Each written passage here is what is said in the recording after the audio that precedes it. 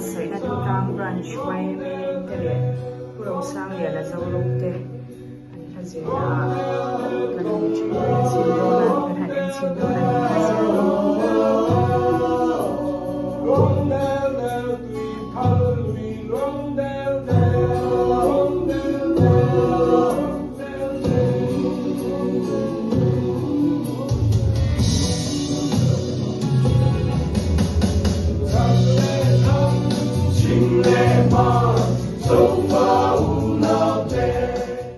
kan soi ang khanin hei Durtlang branch YMA tele puro sang Lian ate YMA Inkhawmpui Lian sakordai mantura tan hlan lau zir me ka an thazir te kan han chima hei an chot lai kan nang fu hlau me chu wang chuanin ama hi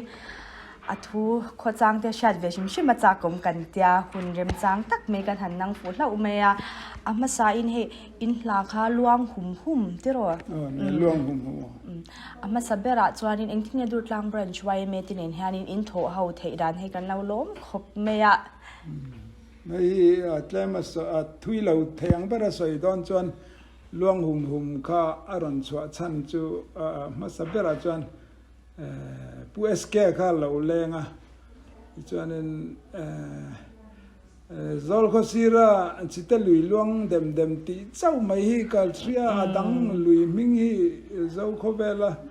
lui ming tha tak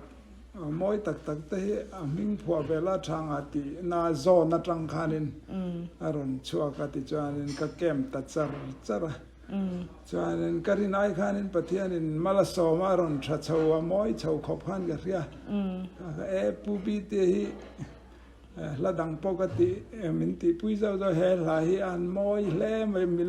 min lo accept ngem o te lau thong chung deu kan thon da dai pu bi ti min siam sak theng mo second lo min chai moi sak tla kan yang mo ka te ani kha lo phur ve zong tak khan ya chuan Durtlang lam nen chuan moi te ho le mi dang khan bin han tran puya moi te ho te ti chuan album kha chu kan han audio kha chu kan han zowa ti chuan anwa khanin video kha kan han sponsor ta ka pijuli khan sponsor kham bin han pelle a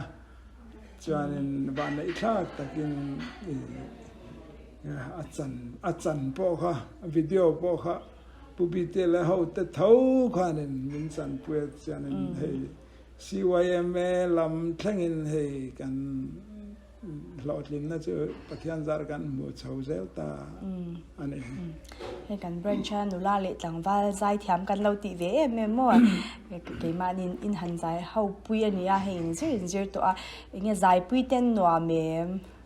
nuam me ke ni chu kan upato kan ru te chak to lo tu ka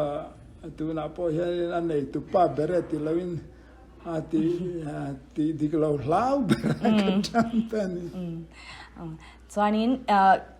a hlai phwa dan kha tlem han soi them luang de la cha han luang khatia khamo pu scan khatia soi tak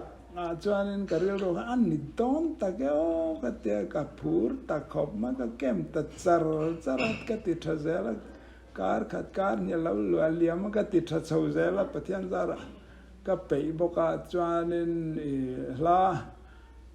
lui ming ka somni pali Burma ram le India ram le Bangladesh kan lui ho kha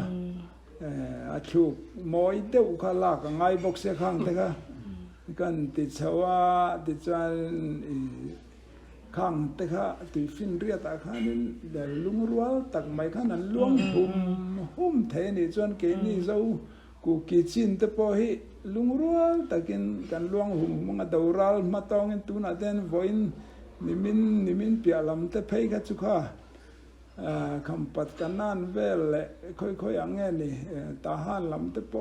na tui ngau te po kha ta han chun lo tui ngau te po han tlan chele tran to sipai hlawin mo khang te kha karil ruwa khana ron lang thar le khop me zau ku ki chin lungrualin doral matong in kan luang hum ti te kha ril ruwa thar khop mai chu mi hoi zong ka phwa khan yam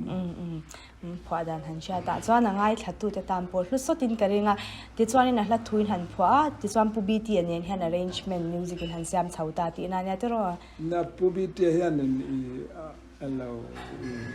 harmony ngani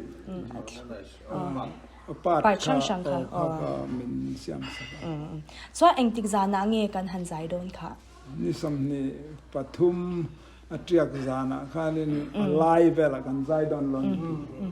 Central YMA Inkhawmpui masa zo khanin zan tlai to lampanga khanin I zai kha kan lau enamo enge kumin te hi kan hu phure ma ha thak ve theisa kami zan po kha zing lamani zan pon lo zing lama chu po chuan rin lo khana khanin sam zale som thum pathum na kan sak mia me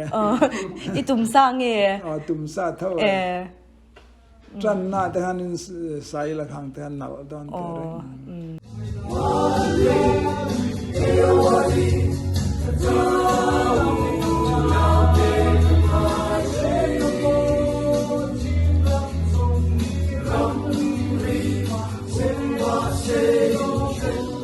Durtlang kho thlenga hianin branch pali kan omve a Durtlang North lampanga changina top zana thawi zai zo vel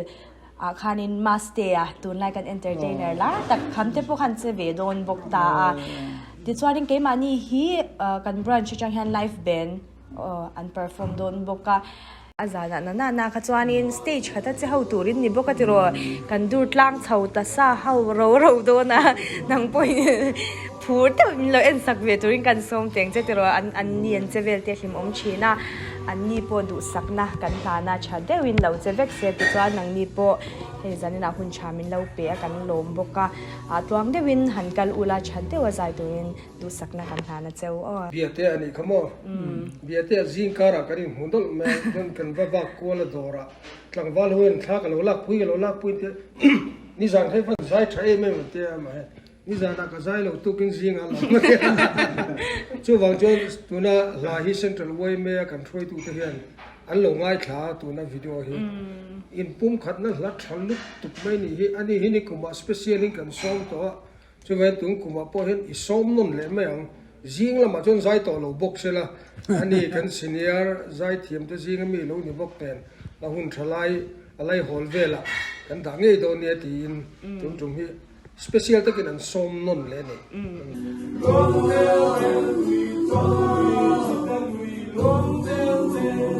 Long